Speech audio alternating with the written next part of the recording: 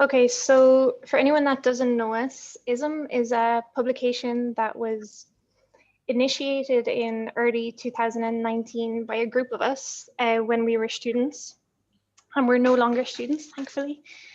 So it was formed to provide a non-hierarchical, inclusive platform where confronting, dissecting, and analyzing subjects around the built environment can take a perceivable form while welcoming bold and creative thought.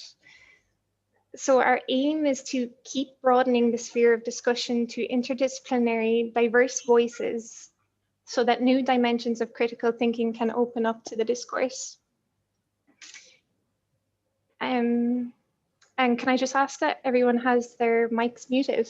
Because I can just hear some feedback, if that's okay. Thank you so much. So at the core of our ethos is really a belief in printed matter, where invested time into research and critical thought has a sacred space. And this is really important to us within the increasingly digital age, where the manner in which we understand and perceive the built environment is shifting due to the oversaturation of visuals and knowledge online.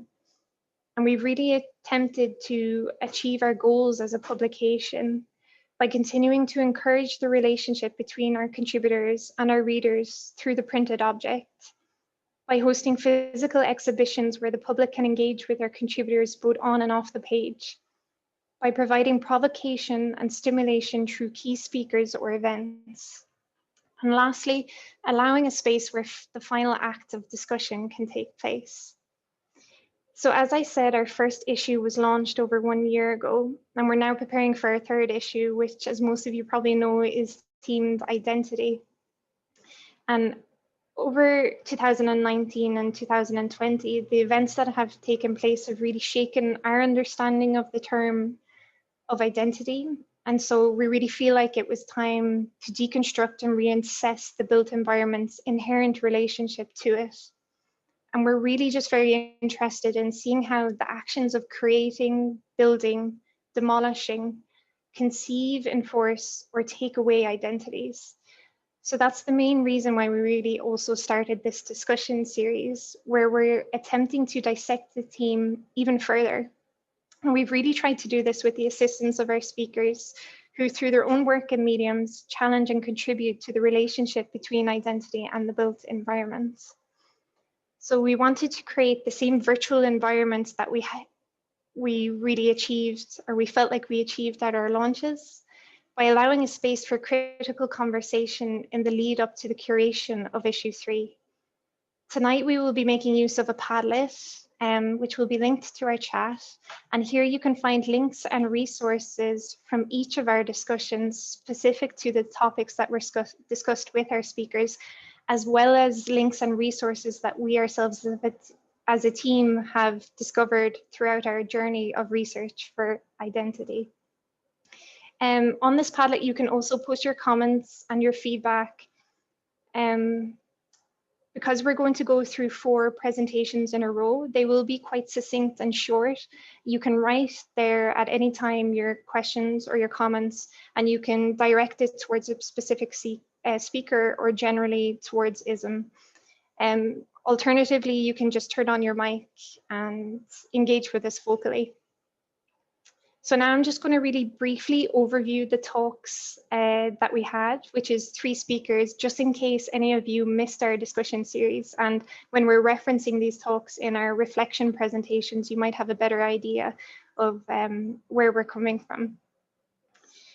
So we first invited T-Saki to our discussion series, and they are a multidisciplinary architecture and design studio founded by Lebanese Polish sisters Tessa and Tara Saki. They're based in Beirut, and their work questions identity and living through incorporating sense and memory while placing human interaction at the core of their practice. They collaborate with artists and craftspeople from around the world to create both permanent and temporary projects which push for interaction and diversity.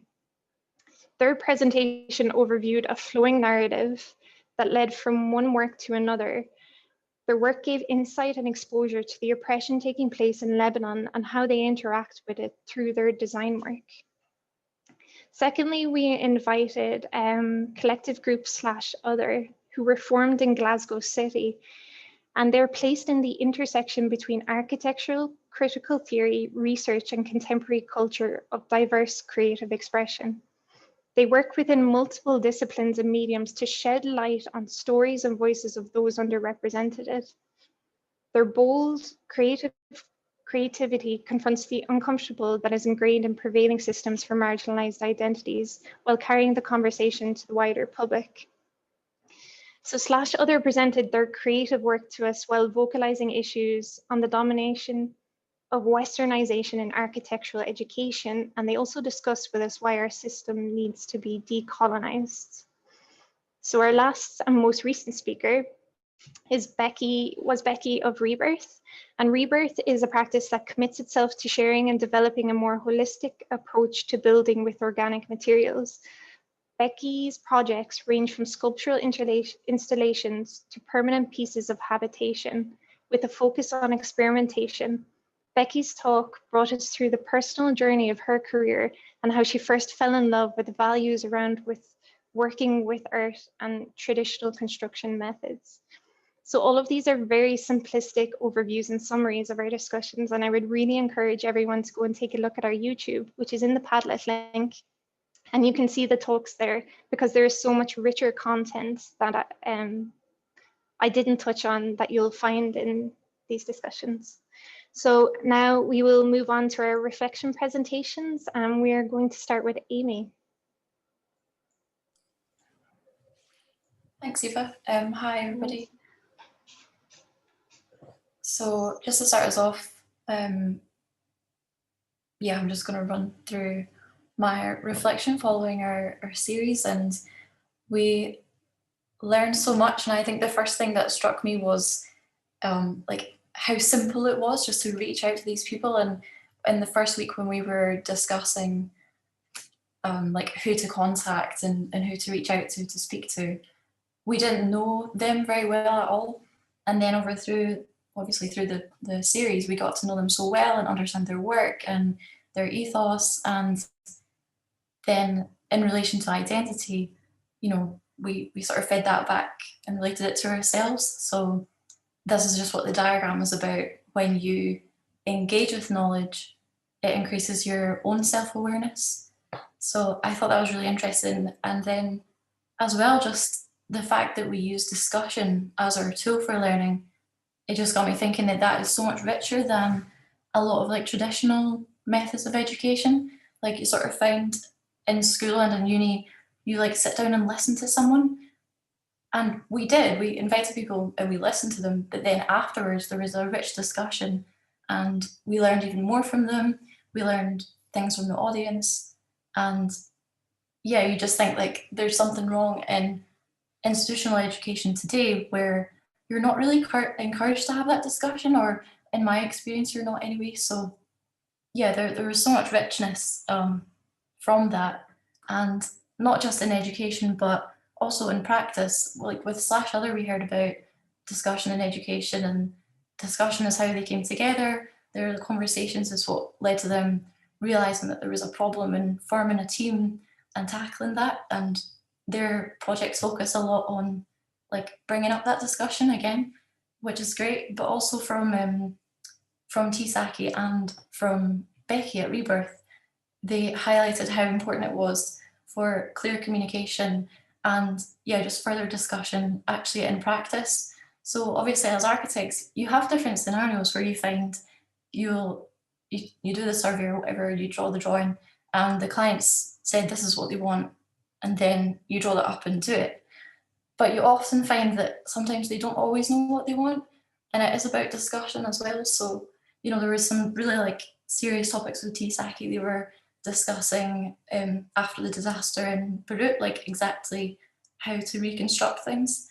And there's no right answer, really. It's about finding the balance. So that's what happens when you just talk about it. So yeah, it was great to sort of highlight that and enforce like how important it is to discuss these things. And again, yeah, when you do this, you just become more self-aware. You just relate it back to yourself naturally and think, it's like, now that I know this, I'm going to take this forward, I'm going to do something with it. And then, yeah, the person sharing the knowledge perhaps also thinks that because of a question they've been asked or a response, that they also become self-aware. So yeah, you can see my bubble, my little self bubble was separated from the knowledge, and then when you just reach out and engage with it, you can crash right into it, and yeah, that you learn something, but you also become more aware of your identity and your environment. And yeah, that was mainly what I took away from the talks, which were fantastic. Thank you, Amy. As you all know, we're trying to do our own reflections in both as a magazine, and we're also trying to show you our personal reflections on this theme. And I think it's really wonderful that Amy is outlining this journey towards education, and the fact that there are a lot of things that are lacking in our traditional education that we really noticed while researching and while engaging with the theme of identity, because it's such a sensitive and such an important topic. And for me particularly, this is something that is really, really dear to me as an issue, and it's why I'm hoping to bring discourse to the table in a time when this is really vital in order to ensure critical, inclusive, and sensitive development of our profession in these times of crisis. Next slide, please. So my personal journey through identity has been a result of the dichotomy within my own identity. Despite being educated in the West, coming from a mixed cultural background has shed a lot of light for me on various issues surrounding misrepresentation, racism, xenophobia, and unconscious bias. This contestation within my native nations has really further intensified a personal identity crisis and continuous conversations and really conflicts between what is Oriental and what is Occidental. So each nation really visualizes its own dilemmas through its national identity, and this is usually materialized in the built environment, which naturally becomes rooted in its people, and they carry their own national and cultural struggles along with them throughout their lives. However, I think that the concept of identity is really important to address, mostly because of as a result of that unconscious bias that people such as /other and T-Sahi really addressed in their own talks. And I have to say, as a victim of racism and xenophobia on many occasions, I have felt exposed to that monologue that is really the West versus the rest. So from a very young age, even as a child, I constantly observed really outrageous and sometimes disgraceful distortion and fabrication of information through mass media, literature, film, and popular culture, which have really impacted how we see different humans and how we see different cultures. It has created unconscious bias in many people, which has transferred into the built environment, really. So this not only tries to show certain cultures as more dominating, but also tries to show others as barbaric or less educated, dangerous, or frankly, as lesser humans. And one of the places we easily see that really is through the news, with stories being distorted to feed and encourage the interests of certain parties, either through demonizing certain humans and cultures or disregarding their own struggles overall, which is also a very, very dangerous thing. However, secondly, I think that film is one of the big ones on feeding and encouraging xenophobia, with Hollywood being a really big culprit of that. So there are a number of action movies with, you know how it goes, the typical white Western hero, also always a man, never really a woman, who aims to represent certain nations as more powerful while simultaneously always showing certain cultures as the so-called bad guys or really antagonists. And this always really impacts how we see people because it's just so ingrained into mass media. And this is always intensified with a lot of fighting scenes in which these said antagonists, they're always dressed pearly, behaving in a confused manner, unable to match up to the hero, and are almost always certainly killed, hurt, or tortured to prove this certain political standpoint. And you end up seeing in many of these movies this piling of bodies, and that's too many bodies of humans of certain cultures. And that makes you question the value of your own life and whether it's really worth anything, which is something that is really important to think about. And what's even worse is that this all invokes unconscious or even sometimes conscious bias in other humans who discriminate you for simply being different, assuming your own culture is lesser, when in fact there is no such thing as a lesser culture. Next slide, please. So whoever has really experienced racism and xenophobia knows that this is something that sticks with you and in many cases ends up defining you, whether that be in a negative or positive way. For me, this feeling of mainstream media, literature, and people really violating identity, whether it be through my own culture or that of others, ended up making me more vocal and more unapologetic about it. So this meant a journey of raising my voice, not only for the sake of my own self, but also for the sake of those whose voices are purposefully really oppressed by this system of institutional racism instilled into other humans through means of very smart, but very subtle propaganda, as is movies, media, literature. And I think something important to take away from that is that identity, whether it be self-defined or culturally, nationally, religiously generated, must be respected. And as part of this exercise, I reflected on some phrases, slurs, and comments that I've heard throughout my life or the life of my friends as violations and attacks onto their identities or my own. And this is not a feeling exclusive to discrimination on a cultural basis, but is similarly applied to any other form of discrimination. But decided to include this slide just to reinforce that with every word, every comment, we either reinforce identities or subconsciously or even consciously shatter and undermine them. So we should be very mindful of the way that we speak and also design later on. Next slide, please. So needless to say, the built environment as a manifestation of these identities holds and reflects these struggles within it.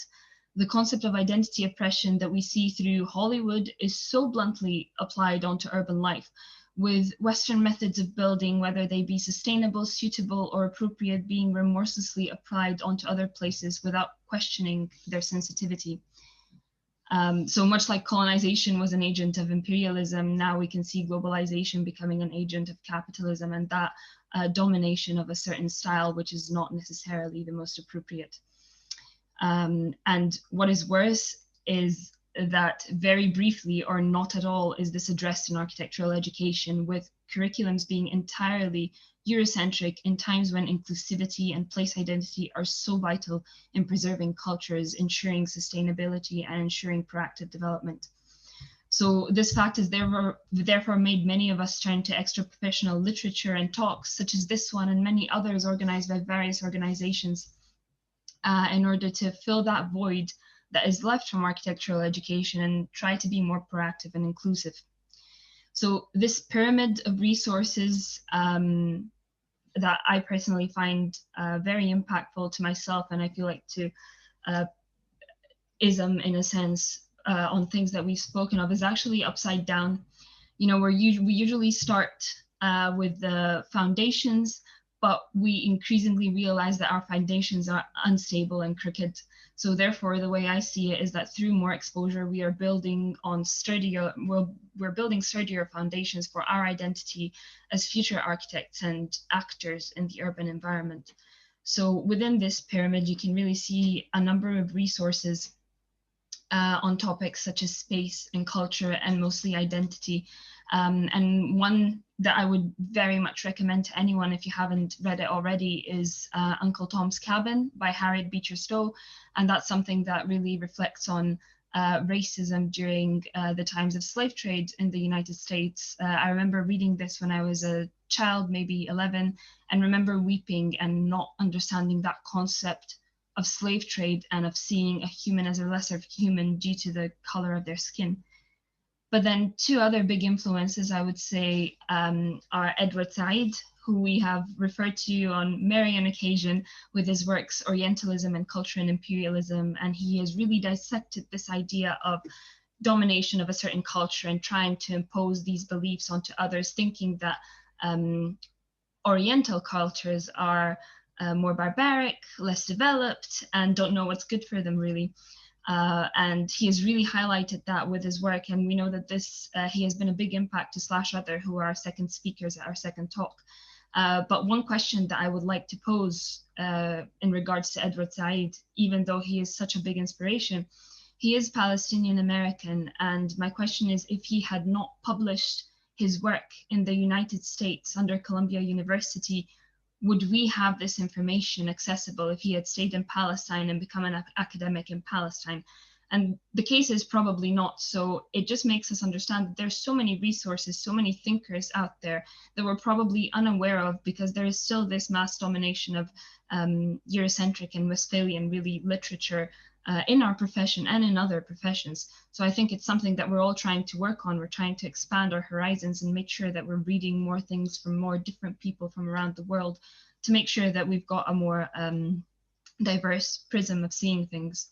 And secondly, another one that I would really like to refer to is Henry Lefebvre, who is the person who came up with that concept of right to the city. And this is something that we really see, especially over the past year, with people reclaiming their cities. One of the things that we've been reflecting on as a team has been the fact that there have been so many protests around the world on so many various topics and themes over the past 2 years, really. And this has really impacted the reason to why we chose identity as a theme, because we think that this is very relevant.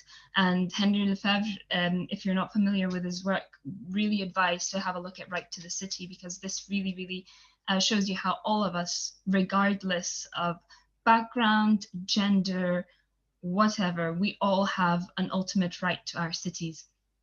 So if I move down towards the pyramid, at the bottom, we've got reflection and discourse. So over the past few months, we have really been reflecting on our past 2 issues, displacement and the cycle, and are currently reflecting on the theme of identity, and we're all trying to learn from it. And secondly, discourse, we think that one of the ways to make these foundations stronger is through inviting speakers that really deal with different topics and deal with identity or many other really matters in their own particular ways. And I think this is really, really important. And it's really important to have that conversation going, because as Amy said, it seems like in education, we don't receive enough of that. And there is so much more to learn. Next slide, please. And lastly, I think this leads us to the question, since we are an architectural magazine and we are, despite that we're trying to investigate topics through different prisms and different perspectives, we need to relate back to the built environment. And what is really important is that we look at creating spaces for honorable life, really, that are respectful and sensitive of the different place identities. And one of the things that we need to, I feel like we need to realize, or that we have learned through reading and through really discourse over the past few months, is that we don't know everything. I feel like in architectural education, you're always taught to justify yourself and justify your decisions in front of the panel at the crit. So we have created this obsession of always being right and always having a justification for what we do. And we do that because, however, when we decide to build in different contexts, we need to understand that we are not experts, and we need to turn to what is local and to what is really appropriate for the place and for the people. And I've included a quote at the bottom. I hope I can read this out. And this is by Hannah Arendt, who's written The Human Condition. Again, she's in the resources as well. Really advise you have a look at it. But the quote says, "Power is actualized only where word and deed have not parted company, where words are not empty and deeds not brutal, where words are not used to veil intentions, but to disclose realities, and deeds are not used to violate and destroy, but to establish relations and create new realities. Power is what keeps the public realm, the potential space of appearance between acting and speaking humans in existence." So this is just going back to that theme of reclaiming that right to the city and making sure that this is a space for all humans, really, and that we are respectful of identities. And even though identity is not something that is stable, it's something that's dynamic and always changing, it's important that we realize that, and that we are somewhat vulnerable in the eyes of identity. Thank you, that's me. Kiki? Yeah, that's a tough one to follow. It's like, that's it, we're done. You've said it all, Alisar. No, I'll be talking a little bit about a quite personal experience that I had that changed my perception of myself and questioned my own identity, and took me on a journey that since has really altered the way I perceive the world. And I think that filters into everything. So it's maybe about, like, very literally about my identity, but hopefully expanding out from that. So next slide. So when I was 19, I went to India. I decided to take 20 months traveling before going to university, and thought that I wanted to explore a different culture. And I think through like mainstream Western media, I had this perception of India, which was very much a perception of a culture set in time. And I had a skewed image of India that I quickly realized had serious problems within it. So I didn't go to India just as a tourist. I went there as a volunteer. And I realized that sometimes the best of intentions are the worst of intentions, because I had gone there with the perception that just because I'm Western and from a Western education, somehow I would be qualified to teach children, which as a 19-year-old, I would never have been allowed to teach children in Sweden without any qualifications. So it's very odd to think that this is a system that's in place where mainly like a lot of Western women go to these other countries with not many skills, and think that that's good enough just because you're from the West. And I had that kind of self-realization, unfortunately, there rather than beforehand. But yeah, the money that I spent on traveling there could have instead gone into a more sustainable system of hiring someone permanently there, because fundamentally I was supporting a system that was making the whole those children dependent on substitute teachers, essentially, and that is hindering their education. And it's this idea, a very top-down way of looking at the world, which is something I realized. So this idea of white savior complex and the idea that I could solve things just because I'm like, somehow I can do that. I really started questioning that. So when I went back to Sweden after having traveled for a bit longer, we can go to the next slide, Eva. I decided to study social anthropology, which might seem a bit absurd because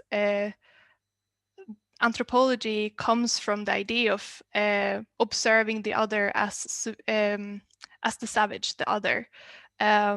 But it's also interesting as a discipline because they've had a lot of self-reflexivity, where they've had to deal with their own kind of horrible past. And I feel like that's kind of a personal journey that I was going through, realizing that, okay, there are some serious flaws with the way a person from a Western culture views the rest of the world, believing that you can document them and you can save them. It's still very much top down, and that's something that social anthropology has realized as well, and is very much about the bottom up focus. I think there's still a lot to develop in terms of the discipline, but it started for me exploration of identity and realizing the diversity of identity. And there is this one white man who's said that any person thus has many complementary social identities, and the context decides which of them is activated at any time. The model of segmentary identities serves as a reminder that identity is not fixed, is not innate, but is fashioned in the encounter between an individual and a social situation.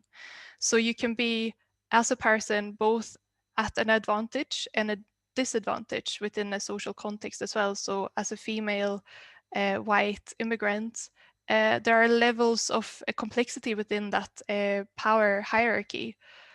for instance. But you discover these things and you can try to work them out through contact, through interaction, through these kind of discussion series that we're having.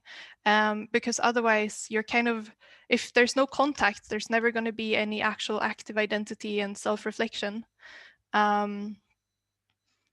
And I think that's why these kind of sessions that we've had are so important. So we can go to the next slide. And I think having reflected upon my own experience when I was younger and how I've traveled from that, then looking into the lectures or the discussion series that we've had over the few days now, I think the important thing to take away from it is this self-reflection. That is really important, because it will help you start to question your own identity. And you need to stop thinking about it as if it doesn't affect me, I don't need to listen. And if we take the next slide, you need to realize that maybe I'm part of the problem and exactly the person that needs to listen. Because if you don't question your own identity, that's when flaws happen. For instance, the Kingspan manager saying to the fire consultant that they could go fuck themselves. I think if that person had more self-reflexivity, certain catastrophes can be avoided. So it's not just about the disadvantaged gaining more confidence, it's also about the advantaged losing a bit of their confidence, I believe. And yeah, that's me. Thank you. Thank you so much, Kiki. That was so lovely to go on that journey with you.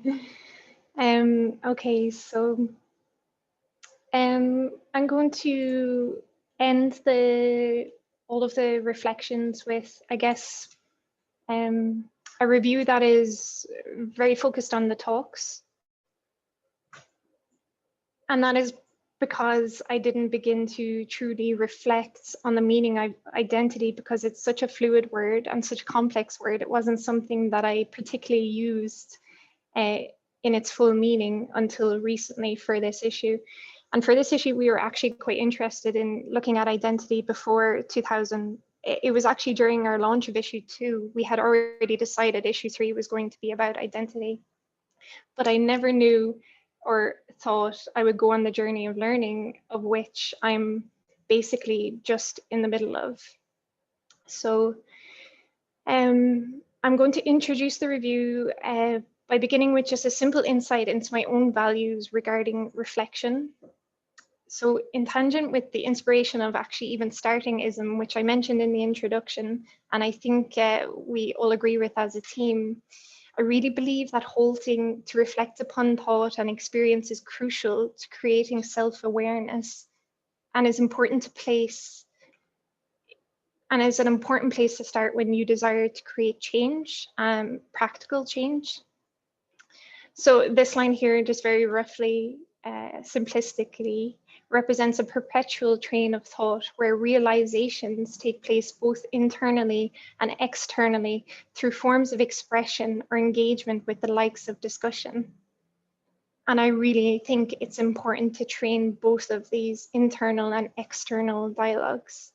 So a predominant lesson that I've taken away from this experience thus far is to really listen. But after listening, dissect well and critically view your thoughts from all angles, query everything, ask yourself difficult questions, and engage in discussion, and then repeat this process. Because I don't actually see this perpetual train of thought as a linear form. I think it's part of an ongoing, endless cycle. And from this whole experience, I've said to the girls many times, I just realized that there's so much more I need to learn.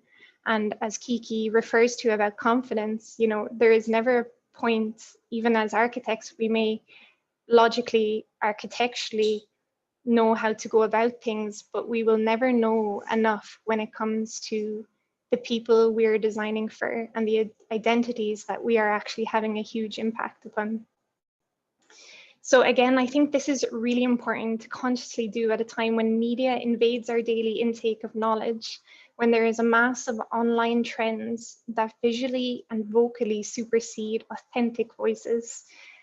So how do we really stand back from all of that noise and truly critically reflect? And in this case, critically reflect on identity in the built environment.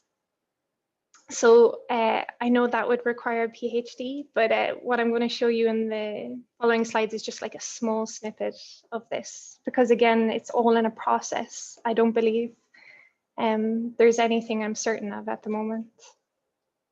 So amongst other things that I learned from or took away from /others talk was that they really vocalized their frustration with the words diversity and inclusivity being thrown around in education and in the profession of architecture, I would say in society in general, and in companies who are trying to wear a mask and appear progressive. And I really think this type of marketing logic deflects the practical attention needed for effective change to take place in the discipline. Alongside this, it normalizes a simplistic acceptance of diversity and inclusion, where people, collectives, and institutions wear the title before actually ever doing anything or implementing long-term successful change. In order to overcome this oversaturation of these words, I believe we really need to be engaging in courageous conversation with different voices and opinions so that our unconscious bias can come to the forefront and be retrofitted with new ways of seeing and being. And even saying that, it sounds simpler than it is, because to see in new ways and experience a very ingrained thought, an ingrained system around us in a new way is painful, a painful thing to do and a very uncomfortable thing to do. So I observed that our talks, and I think the ISM team in general saw this as well, that we kind of unintentionally, our talks scaled from the local with rebirth to perceptions of the East through the Western gaze with /other, and a more national scale of issues facing Lebanon in the Middle East with Saki. So this map displays the very approximate and oversimplified context to which our speakers referred their work to. And in all talks, there were both conflicting and similar narratives that threaded throughout. And I found this relationship between the scale of the larger scale and the smaller scale issues very interesting, and realized that the importance of understanding and being aware of the context from which we absorb issues facing the global built environment today is an incredibly important thing to do.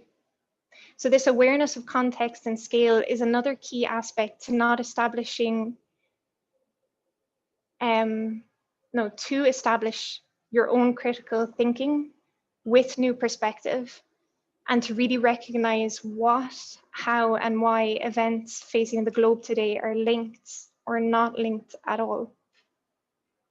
So the map that I actually used for that diagram is called the Mercator Map. And this is one of the most famous maps used, or the most known and familiar map used across the globe to display the globe in a 2D format. And it was invented in 1569. Its use was predominantly to be for navigating the waters. And as a consequence, many of the areas of the countries in relation to one another are highly distorted, and some countries appear much larger than they realistically are. And as a map that is predominantly used in education, it subconsciously displays a familiarity of the center of the world. So I became quite interested in this map, in which you most likely spot specific continents, yet it may look distorted to you on first appearance. Or maybe it just doesn't make any sense at all. Well, this map was invented in 1999 by an actual architect, which I didn't specifically choose him for that reason, of course. My interest is in the map, by Jaime Narukawa, and it's called the orthograph map. And the map substantially preserves sizes and shapes of all continents and oceans, while it reduces distortions of their shapes. And Jaime has been quoted about this map, saying that the Antarctica was found in 1820, and the first man reaches the North Pole in 1909. In the 20th century, the world tended to be framed by the East-West relations and the North-South problem. Our interest has been mainly on land, since it has been our living environment. Meanwhile, from the late 20th century, the resources and environmental problems have spread our interests over the polar regions. The orthographic map aims to provide a new viewpoint to perceive the world by equally showing these interests spread over the globe. And I very simplistically just highlighted particular continents across here, so maybe you could become familiar with the places, the distortion of the map, and all the text is actually facing north. So you can see how distorted it is. And in comparison to the Mercator map, where my homeland is directly here, and certain islands, let's say over in the Oceania or this part of Southeast Asia, which I wouldn't be too familiar with, I become the unfamiliar spotted over here in this tiny island, which I think is fascinating. So if we take the speaker's scale diagram that I had shown to you before and the approximate areas that they were speaking about, we get to see everything in a whole new light, where our mind has to process a perception that was previously so familiar that we would barely even question it. This is the kind of unconscious discomfort that we need to be placing ourselves into to move forwards towards solutions in a system that is so deeply ingrained around us. And my point really is that to see change, we really need to not be using the same tools that brought us to this very position. And again, I just reiterate that that is much easier said than done, almost to have original thought. So another observation that derived from the series was a common denominator that I saw throughout all of the talks, the universal language of the urban objects that was found in Tisaki's work, the domestic objects found in /others' work, and the natural and universal material of Earth used in Rebirth's work. Additionally, all three of our speakers spent time creating open props to which interaction with the public could take place. They would then observe or interact themselves with the people and learn from this process of understanding the behavior that took place around their props. When reflecting on my position of becoming a future architect, I think this process that all three speakers exhibited might be something we can learn from in order to create spaces that are unconsciously welcoming to diversity without diluting native identity. So in respect of speaking about difficult questions, these are a lot of questions came to my mind. And as I said before, my reflection is a highlight of a process, a learning process I'm going through. So with each new stage, many more questions come, and with each new question, it becomes more difficult and more complex, and I need other people for more voices, more experiences to engage in discussion with. So an example of this is to ask what it really looks like to design a space for all of our experiences. To ask, will there always be hierarchy in diverse spaces? Or how do we create a society that values cultural differences? And then my main thought being that we should use courageous conversation to cultivate curiosity and a mindset of learning where asking questions that are uncomfortable is normalized. So another thing that I'm quite interested in is the relationship between localism and universalism, that I feel like there's underlying answers in the smaller scale issues like Rebirth, Becky Little displayed to us, where the use of earth and traditional methods of building that are both socially and ecologically, environmentally more sustainable, they are dissipating, and they are dissipating because of globalization. And if we want to create spaces that are open to multicultural backgrounds and diverse range of people, how do we balance both of those things? And I think this is the key to, again, not using the same tools that got us in this position in the first place. So I'm actually going to end this whole discussion with one question, or to provoke actually discussion now, unless anyone has some questions they want to make. And I'd like to ask anyone something I have been thinking about. Could the use of ecological natural materials that reference a universal vernacular provide more flexible and adaptable spaces that better include multicultural backgrounds without diluting native identities? Yeah, and that's me finished. So thank you for listening. Thanks, Aoife. No problem. So as everyone knows, and I think we've mentioned it a few times, that this session is much more informal than our previous sessions, really. And what we're trying to do here, other than obviously allow you to ask us any questions for the magazine, for this issue, or for the presentation that we just made, it's also mostly to engage in this discourse that we all found really essential to understanding topics and concepts that are so vital, like that of identity. So if anyone has a question, either feel free to pop it in the chat if you're too shy to, turn on your mic or talk. But if you've got questions, please feel free to ask us. Otherwise, we'll just end up dissecting this one, all of us, like in the same team for a while, and you can listen in. But if anyone's got any comments that they would like to vocalize straight away this way as well, go ahead. Someone is typing on the Padlet, but until they have typed. Hi, hello. Oh, hi, Will. Hello. Hi, how are you guys? Good.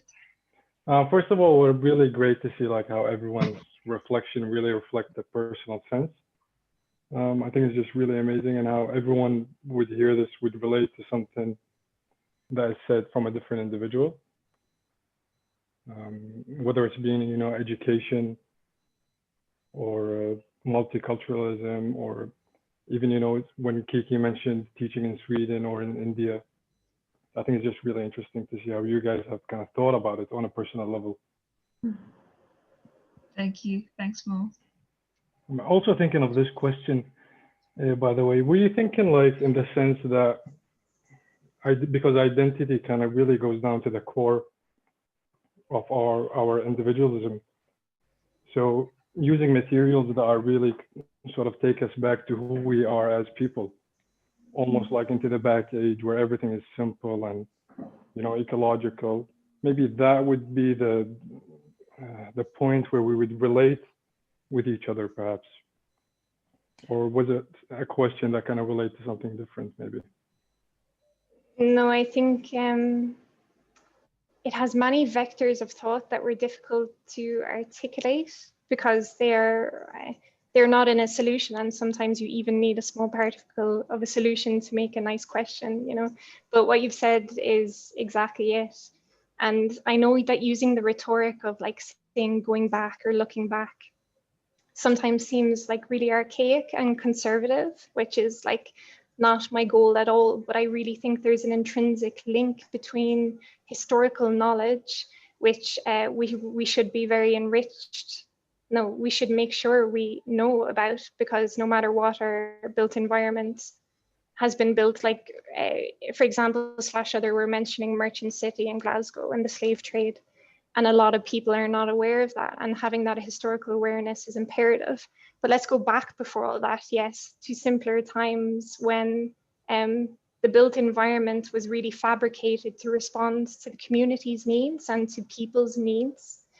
And another thing that /other, a member, had mentioned was that they really believed that the built environment needed to better respond to communities' needs and be more adaptable, because no matter what the identities of our communities, if it's in the rural or urban environment, is always fluctuating, is always changing. So yeah, maybe the concept of monumental architecture permanent architecture is something which I'm moving towards. And I know that if we were consider vernacular concepts now, it's kind of, it doesn't really make sense, because vernacular means literally using the materials that are around you.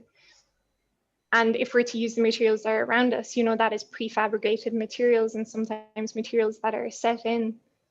But it means taking the attitude of not enforcing so much. And yes, as you said, using more humane materials that connect with us on a level that is through nature, which is a universal experience. I think that's why rebirth was so interesting, because I think in terms of vernacular, it can have a harmful association with nationalism. Nationalism doesn't have to be negative, but it can inspire a negative way of looking at society. And I think in a lot of countries it has been nitpicked in order to create a sense of identity for the striving for uniformity. So it's not objective, and the vernacular has never been stagnant or set in time either. And I think that's what Rebirth really brought up as well. Like, she's not trying to only look at the historical vernacular and heritage and trying to preserve it and romanticizing this notion, but she's also trying to invent it and push it forward and adapt it and maybe be more inclusive and integrating more types of more different ways of looking at the same material, not just seeing it as something of the past. Exactly. Because no matter what, subconsciously that material will connect with people. Yeah. You would like to think, yeah. Yeah, and moving away from the idea of it being associated with one nation or another, or I suppose about being clever about that as well.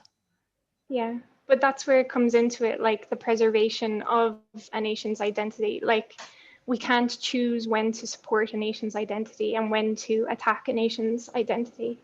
Of course, when it is being oppressive, it isn't okay.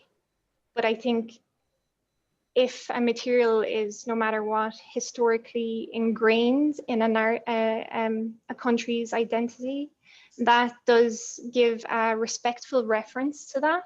Meanwhile, like we were saying, connecting with people on a universal level. And of course, we're talking about materials. The design of spaces literally is also another thing to go into. But I really think it's a nice starting point to consider this topic. Yeah. There's we've had a discussion about it before, but this idea of sentient ecology. So it's an ecology where you're in tune with your local environment. And it doesn't have to be historical. It can just be gaining a richer understanding of your local environment can also shape your identity and shape your language, shape everything. Like, a lot of the words we use and references that we make in our lives are all referenced towards the local nature that we surround ourselves with, but we're losing that. So we're losing a sense of cultural identity through our loss of connection with nature, because we assume that culture and nature are two separate things a lot of the time. And isn't that a consequence of globalization in a really simplistic sense? Like, me saying it simplistically, Yeah, it's hard to standardize local nature. Like, it's, yeah. I think it's just kind of becoming part of the consumer culture that we're living in, and now it's vastly increasing and just becoming more powerful time by time, and it's just becoming this. It's just taking away individualism, I think, because of this universal way of thinking that is vastly influenced by media as well, and how slowly nationalities and nations and people are just losing their own significance just by losing themselves in this universal identity that kind of everyone's now relating to, even to the simple terms of just whatever people consume in the cultures that we live in today.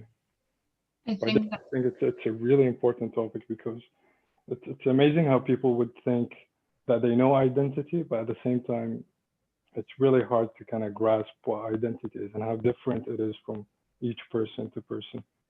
Mm-hmm. I think that brings us to that conversation of globalization. And in a second, I will read a question from the Padlet. But in regards to what you said about consumerism, the author that I mentioned, Henry Lefebvre, in his book, The Right to the City, he really emphasizes on the different types of society. So pre-industrial society used oppression to produce oeuvres, with oeuvre being a symbol of beauty, a monument, for instance, all these churches, squares, memorials, chambers, whatever you see. Before industrialization and before this mass production, they used oppression to do that, because when you think about all these massive streets and all these massive buildings that we now believe are so definitive of our that actually define our identity, they were actually created through oppression. However, what he does mention is that industrial society, so after the start of the Industrial Revolution, they stopped producing oeuvres, but instead they started exploiting, because with that overproduction that we have today, this is exploitation. So you've changed oppression to exploitation, and you're trying to, rather than producing one he mentions that oppressive societies are more successful at producing oeuvres, which is really interesting, because when you look at consumer society today, we are just going into mass production and consumerism. And what you said about consuming globalization, really, when you think about globalization, it wasn't created for the purpose of, oh, let's all be friends and let it all be great. There's some positives are, the Human Rights Charter, things that have become standardized across the globe. But essentially, globalization was created so that companies can have headquarters in different places and make more money and go for cheaper labor. And it's not necessarily the very noble aim that this was created for. And with that, I'm going to read out the question on the Padlet. Hello, Ism, and thank you for everything. On the one hand, we see globalization as something extremely negative, which destroys cultures and environment alike. Yet at the same time, we want to promote multiculturalism, which practically is a central part of globalization. So my question is, how do we bridge these two? Is there some sort of positive and negative globalization, or are we just contradicting ourselves? Thank you so much, and can't wait for issue 3. And I think my quick comment on that would be that obviously we're not trying to demonize globalization. We're just saying that through this mass production, and it's not an issue with globalization, it's the fact that globalization turned into another form of colonialization, with taking principles that are common and maybe appropriate for the West and just applying them to other nations blindly without even thinking whether that's appropriate or not. So this is the negative fact. It's not, we're not saying it's bad that we're in a really connected world, obviously, but it's bad that some people are forced to lose their identity, and it's forced onto them because it's now modern and it's now better, and you're more developed if you've got the big skyscrapers and the massive roads and you're no longer using your local materials. However, the fact is that with globalization, because of it, we're having this conversation. And there's so many people in this talk, and we've invited different speakers from all parts of the world, really, and we're engaging into this multicultural discussion. And this is some of the positives. So we're starting small through discussions, and hopefully that would mean that one day we create this more noble and honorable built environment. But it's small steps until we get there. Do any of you have comments? I think it's the way the exchange occurs as well is important to think about, because it's not an equal way of distributing or like making globalization occur, because there has been historically a very one-directional communication. So for instance, my own experience going to India as a volunteer, you don't see many Indian people going to Sweden to volunteer. It's a very one-way direction sometimes, with a mindset which is easier because it's quicker, but it also becomes detrimental long-term, which we're experiencing now. So it's, like Alice is saying, globalization, we're not saying that that's naturally negative, but it's about assessing the power hierarchy within globalization currently and really questioning it, because it can be more inclusive. and it can be made more local, like what Aoife's suggesting as well. I think we all kind of want to believe that anyways. I think that's hi everyone. I think that's a really good point that you're making, because in the fact that, for example, at this point when we're talking about identity, I think as architects we really have a duty to listen to everything before making any sort of attempt at affecting that identity, because with everything that we are creating, we are somehow morphing or changing the identity of place and the places that we are operating within. But at the same time, that's such an impossible task that we're set with at this point in the world, in our major cities, because of the amount of cultures that live within the same area.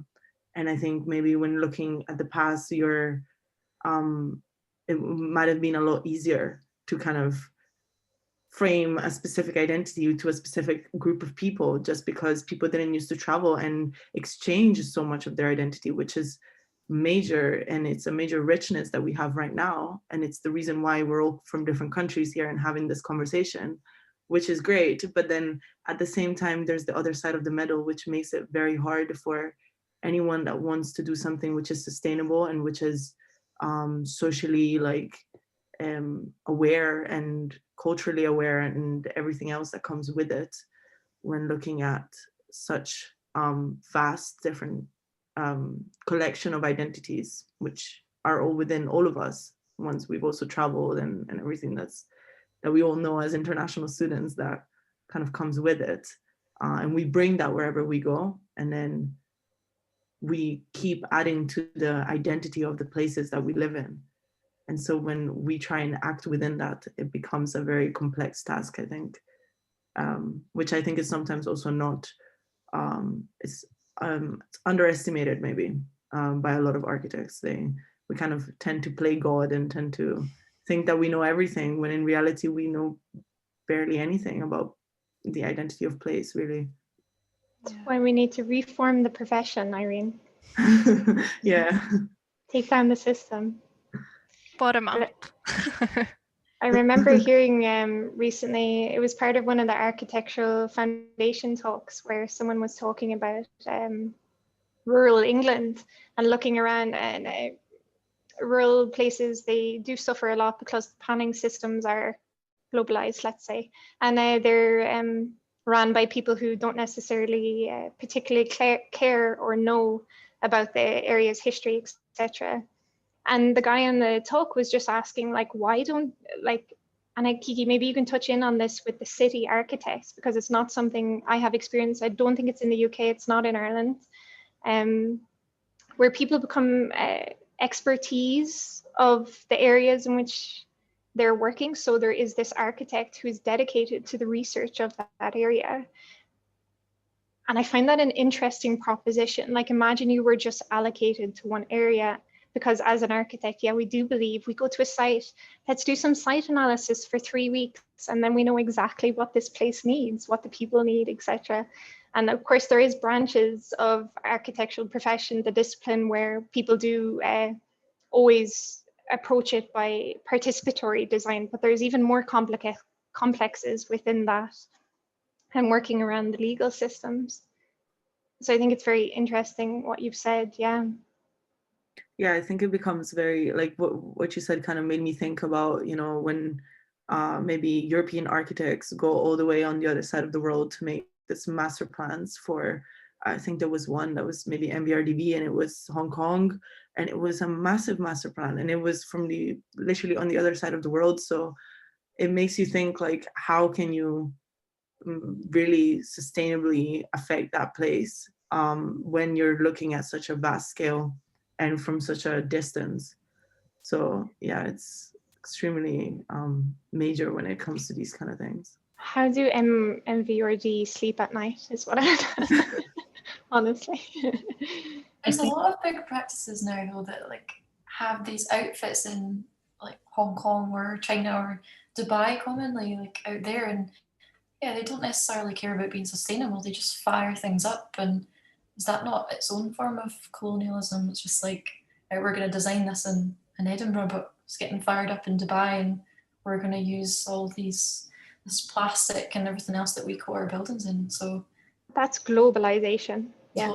And white savior complex, this idea that, okay, well, it can't be much worse than what's existing. I think there's the genuine attitude sometimes from some architects that, oh, well, it's going to be better.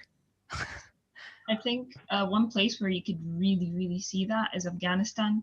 And as you might know, Afghanistan is probably one of the biggest and longest war missions of the US and other countries, really. It's been going on for, I think, more than 30 years. I'm not entirely sure of dates, etc. But I was reading this magazine, which I've linked in here. It's volume, I think it was issue 40, Cities Unbuilt or something. And it was basically about the whole reconstruction missions that were commissioned by different countries, whether there was a Dutch one, an Australian one, an American one. And what ends up happening is that a lot of these architects, they just design buildings as legit like boxes without even thinking about the context, without thinking that this is a place with a very specific climate, with a very specific way of life, you know. And in different cultures, people are used to the houses and the buildings that they live their lives in being a reflection of their daily routines, which are impacted by their culture or impacted by their environment.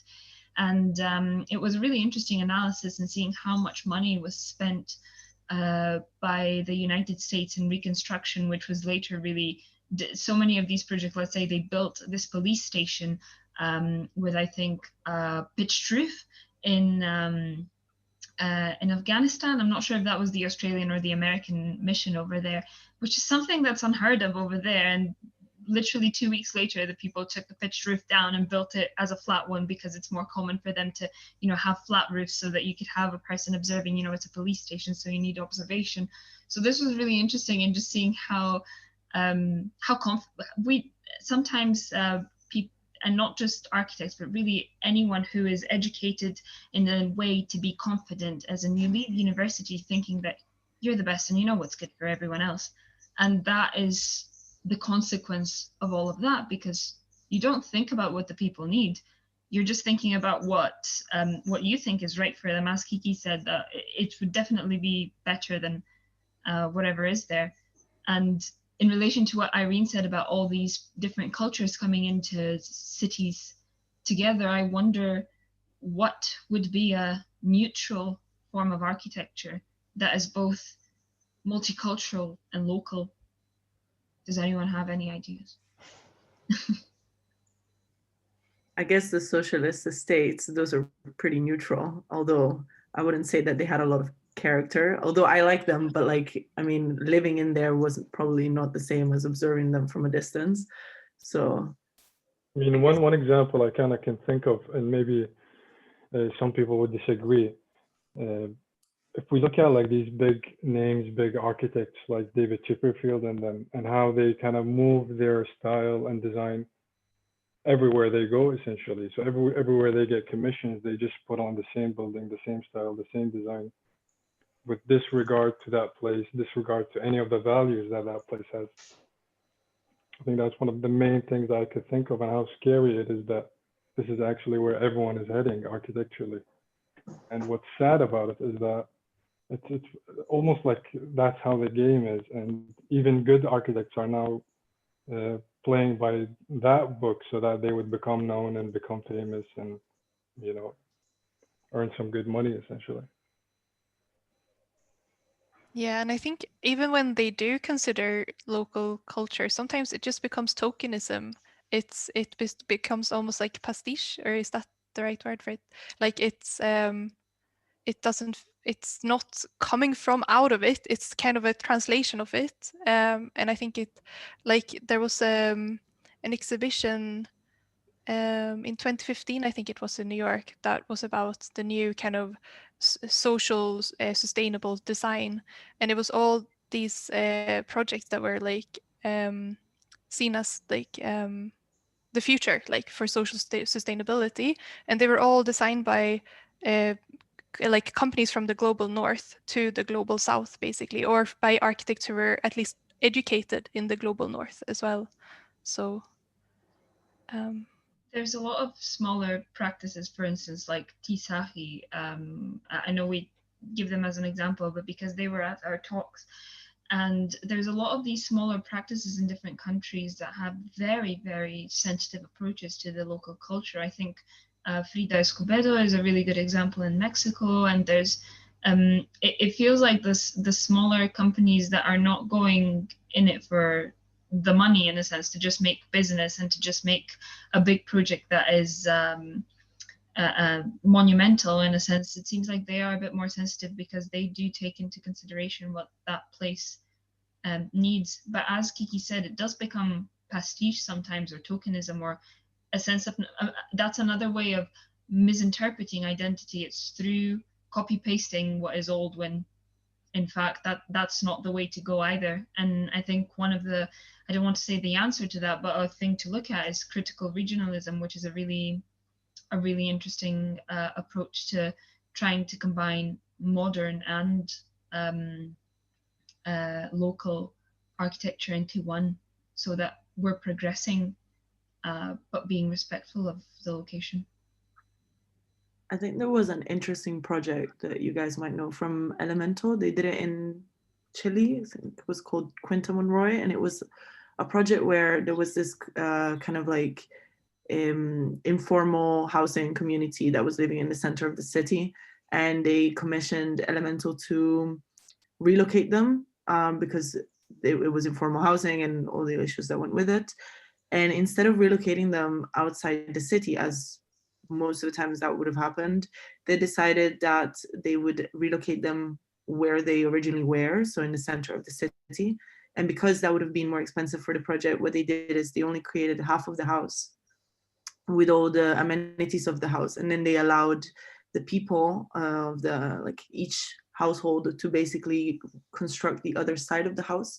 So it became basically this very colorful thing where you would have this concrete base over which people started putting very colorful plaster, or they had like wood or whatever material they could get their hands on. And in a way that also allowed them to feel like that was their place. They in some way imprinted their identity on it. And it was very, very different from each household. And it became this very colorful project, but it kind of stems back onto what Alistair was saying, and Kiki as well. It's, if you're kind of in it for the fame, you don't necessarily, you wouldn't necessarily think of these solutions, because these are not necessarily what gets you to get out there. Even though in this particular case that worked, this became a really famous project. But there's probably countless projects like this one that have never received any recognition, just simply because they're not as flamboyant as some really nice housing estate that costs nothing for developers to build outside of a city. But yeah, so I guess in some cases you're lucky, but you need to be in for the right reasons, for the right ethical reasons when you're looking at these sort of issues. Absolutely.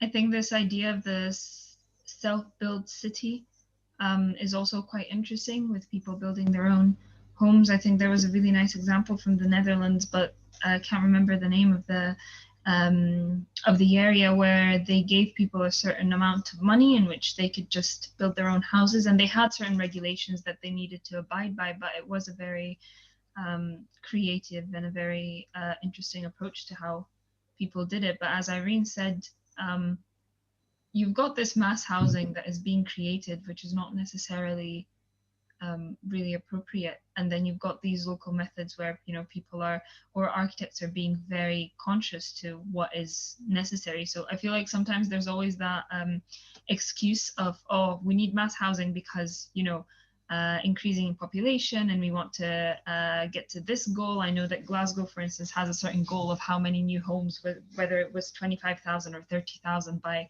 2030 or 2050 or something like that. So it just feels like that doesn't lead to quality housing, but just kind of ticks a box, not necessarily making homes. And you kind of have to think about the children who are growing up in that kind of environment as well, and what kind of impression they have about nature. And like, you can't care for something that you don't know. So if you grow up in this really dense mass housing, like you're not going to get that connection to local nature either, and you'll probably feel very disconnected to it, and your behavioral patterns will probably be affected as a consequence as well.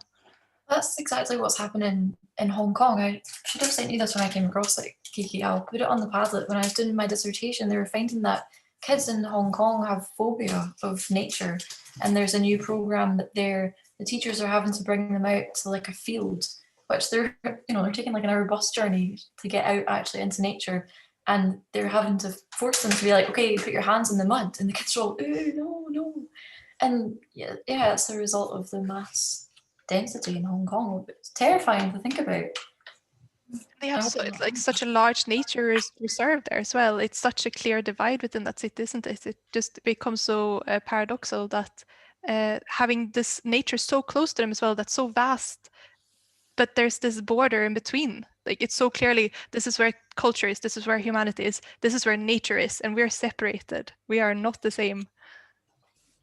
Yeah, it doesn't make any sense. There's something I was reading that was basically making the point that we forget that we are natural. Like as human beings, we are animals, and we sort of disassociate ourselves from that because we think of animals as being barbaric and we're smarter and all the rest of it. But yeah, you need to be more connected to nature.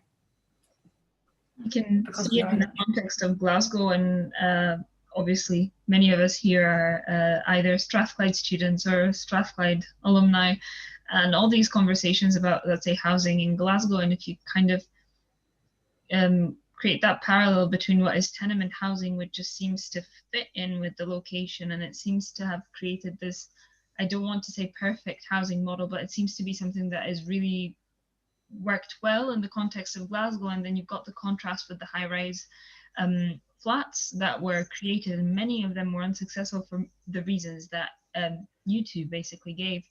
And now when you look at the different housing projects that are emerging around the city, you could see that they are mostly looking towards the tenement as the best model and sort of balance between nature, the city, townscape, scale, etc. So I feel like housing in particular is a very difficult thing to address, and particularly with the rise of modernism in Europe, that got taken to places in the Middle East or Southern Asia or Northern Africa that are by no means okay with big concrete blocks, but that was just applied over there because, increase in population, so therefore we must house them all, and this is the right model because it is being used all around Europe. So, and that created additional spaces that are not sensitive at all.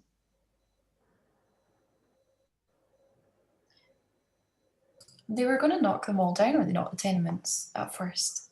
I don't know much about this story. But they tried, I think, around in the Gorbals, they've knocked most of them down, and they've created new developments. And in Govan, really, they knocked a lot of them down. Yeah, obviously, to anyone who has been to, a few years ago, we did a talk for A131 with Raymond Young, who reflected on refurbishing tenements and putting bathrooms in, etc., which made them livable again, because obviously they weren't up to the standards of modern living. That's why the high-rise flats were a great solution. But really, when you look at the buildings that are emerging today, it seems like they're looking towards the tenement more than the high-rise, at least in the context of this city in particular. There's a really nice sort of success story about rebuilding the tenements in Duke Street in Glasgow. If you guys are interested to see where the people essentially just kind of stood together and they formed their own housing association, and they forced the council to give them money, and also they kind of collected some money by the people who live in these tenements to kind of refurbish and refix these old tenements. Very nice. And just it's a really nice story. I think you can find it on YouTube, and you can kind of still see the people, from 40 years, 50 years ago, how they're really happy of what they've done, obviously. Yeah, there was also another one in the Gorbals, because they demolished all of the tenements, and then they built this 18 tower blocks, I think, and then they demolished those as well. And now they did the Crown Regeneration Street project I don't know the order of the words. Anyways, it was just that the Regeneration project is based on the original tenement block and the architectural characteristics of it, because that was a lot more successful in the past than whatever they built afterwards. It's modern blocks, but it's the idea of it is the same. It has a courtyard and it has the same sort of inside outside sort of living as well that the tenements have.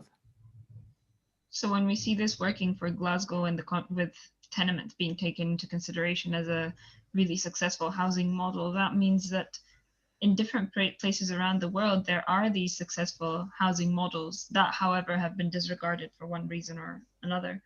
So just as we see this sort of old 200-year-old successful story in the context of this city, I'm sure that there's many of those around the world, but we're just a bit blind to them, especially if we're going in without accepting that we are not knowledgeable and accepting that we are vulnerable in the face of that identity, and we need to be absorbing it rather than enforcing another on it. I think something that came up in the talk yesterday, which was unlearning imperialism, was this obsession in academia, and it's also clearly evident in the architectural discipline, with innovation and this need to validate ourselves, our skills, and our existence as professionals or experts by coming up with new forms, better, and always moving forward. But it's also this crazy risk between trial and error. But on the scale of the built environment, as we know, that's detrimental. So they had to make these high-rise flats before they discovered. But the 2D top-down concept appeared to them on paper idealistic. It appeared perfect for these people. But at the time, obviously, that attitude in the profession for designing was an overarching way of designing, and now we're a little bit more reflective. So like, it's really interesting how can we test these concepts truly out before knowing that they are failing systems and obviously causing destruction to cities and to people and people's identities. Because, you know, the tenement is a very historical, it probably at a time was seen as very old-fashioned, and that Glasgow needed to move forward with the modern world to be on the map, and probably to compete with Edinburgh mainly. There's a new, I guess, like development plan. Ethan wants to mention it. He's been learning a bit about it. Yeah. Hi. It's just a lot of this is talking about the kind of failure of buildings, but a lot of the time, isn't it more of a failure of place? It's not like an individual building will ever solve an issue. It's how they actually interact with each other in terms of neighborhoods and urban planning. The landscaping. Yeah, exactly. And we had a CPD from a man from Ireland the other day who's like all plugged into councils across the UK, but he says that the 20-minute city is something that's really being discussed now and like thoroughly like discussed and planned to be implemented in Edinburgh at least on like a trial period. I don't know if you've heard much about it yet, because it was the first I heard. Did you say that? The 20-minute neighborhood. We'll add that to the resources. Because it was something that was kind of trialed in Australia, and it's all about local living, because kind of COVID-19 shown that people don't have everything they need accessible within their immediate area. We're so reliant on like living in these kind of housing developments out with where the kind of activity of the city is. So it's about having kind of local clusters where you can get everything you need within a 20-minute round journey from your house. And it's just really interesting, but like they're seriously considering it up in Edinburgh. So some interesting reading if you want to look at that. Sounds like a utopia. But they've done it in a few, in Australia, there was 3 towns they tested it in. And they were even getting like kids from the local schools involved in like the process of like going and doing all the planning things. It was all about like kind of community-led urban design. It was really, really inspiring stuff. Very interesting. You can imagine on a micro level then, like in 10 years time, they begin to create their own sports teams and start like attacking each other because they have their own neighborhood identities, you know. No, it's very interesting. Thanks, Ethan, for sharing that. Did you add that, Alistair, to the? Yeah, that's in. just to read. There you go. Is it maybe time to wrap this Yeah. up? Yeah, no, Yeah. sorry. Just to reiterate that all of the resources that we've been discussing today and that have come up in conversation are up on the Padlet under resources, and you are all free to add any if you want to. This is going to remain available through our Instagram page at the moment and hopefully our website soon. And you could see the previous discussion Padlets from the 3 events over there as well. So again, this was, for us, the importance of all these sessions was really reflecting and relearning and unlearning and trying to see and acknowledge how little we know and how much there is left to learn. So that's why if you ever think of something, please add it to the Padlet, and please by all means check out the different recommendations over there. And thank you for joining into the conversation today. I think it's been great. Yeah. And yeah, if you have any comments later on, please feel free to drop us a line, whether it be through email or through Instagram. Should we just quickly check?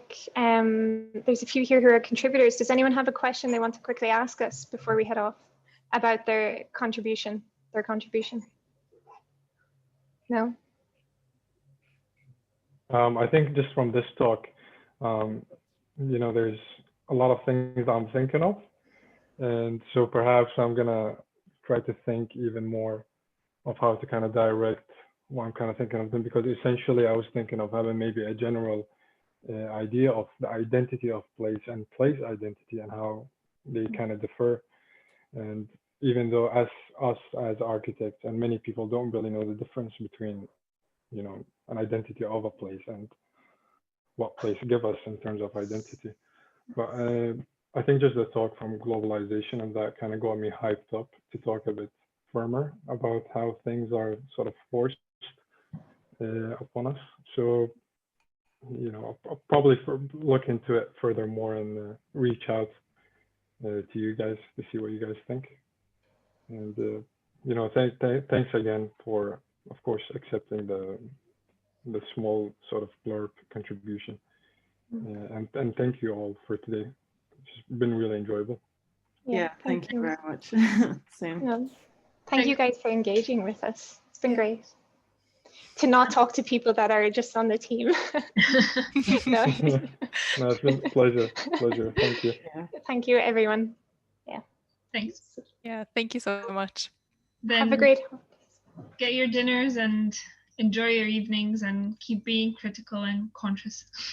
Yes. And have a good time for the holidays. And message us if you have any further questions, like we're contactable. All right. Good night. Good night. Bye. Thank you. Bye-bye. Okay, I think we can stop recording now.